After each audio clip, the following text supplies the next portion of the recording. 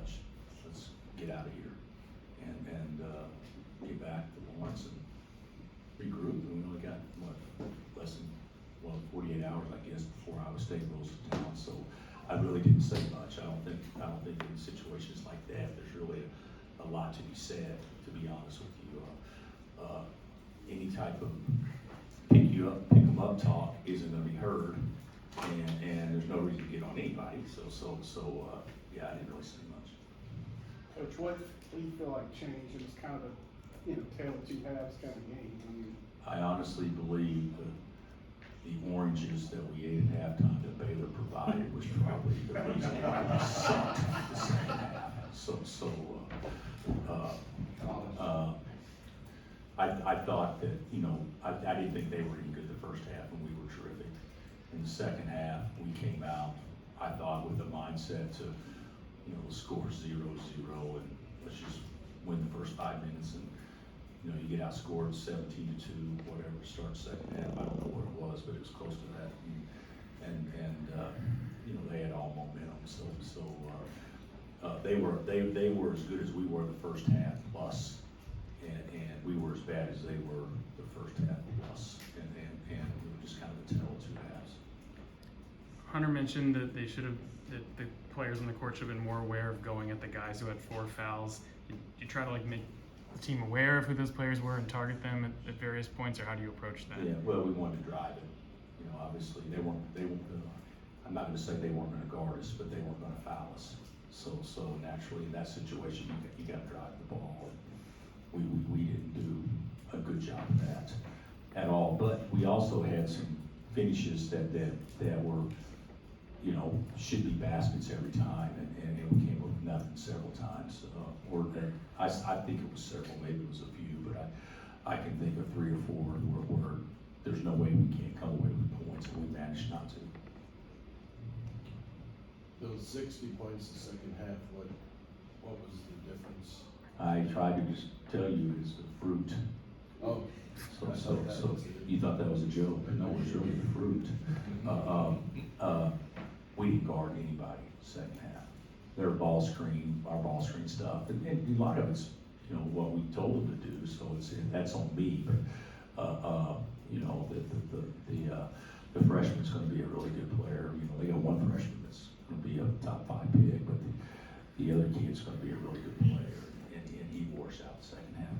We had no answer for him. What difference did that make? Obviously, BJ leaving with the injury, but Rob stepping into that role pretty seamlessly.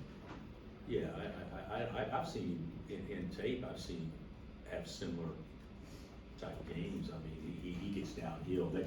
When BJ and Rob and Nunn are in the game together, they get downhill about as well as any 3 guards we played with individual moves. I mean, they're just fast. They can lift you, get their shoulders past you, to get downhill. And then they bring in Lefty. I don't want to mispronounce his name, Celestine. And he's totally different. He's a perimeter jump shooter. Of course, he made them in the second half. So they've got a good blend, and that's without Roach. They've got a chance. I can't speak to Scott's teams. I've talked to Scott on the phone, and I know that they've struggled having all their pieces together all year long. And if they can get right at the right time, that's a team that could, seriously be dangerous. And today, second half they were right. And of course, we contribute to it in every way, shape, or form. I know you place a lot of value on who finishes out games. How did you kind of decide to go with KJ and Diggy over Flory and Shaq for that last stretch? Flory and Shaq didn't score today. So, and at least, the other 2, at least, the lid was off the basket a little bit. So, yeah, that wasn't a real difficult decision. You guys had trouble closing out that UH game last weekend and then this today. Any concern about the closeout part of it, or is it easy to just kind of move on from that? No, it's not easy to move on. To me, yeah, there's some concern. The closeout part today was a little different. because,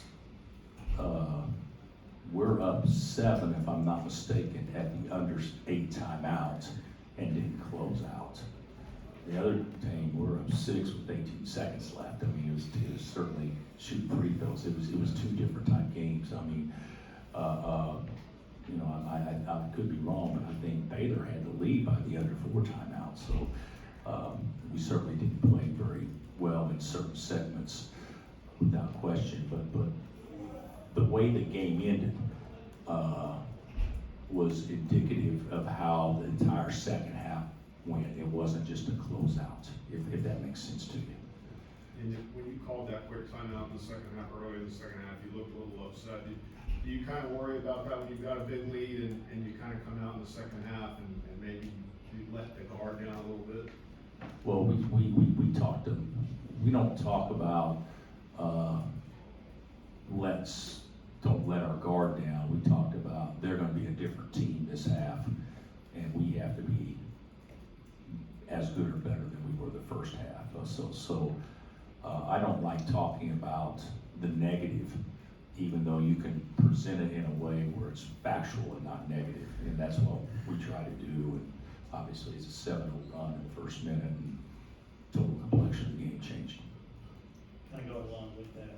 Did you ever feel like you had the momentum, like you said, up 7? I think you were up double digits at one point in that second half. Yeah, they went on like a 17-0 run, I think. No, I never felt like we had momentum in the second half, even though it got back to 8 or whatever, under 8 timeout, but I never felt like we had momentum. Bill, are you happy you have a game Monday, or, I mean, coming back from a tough loss? No. We're gonna,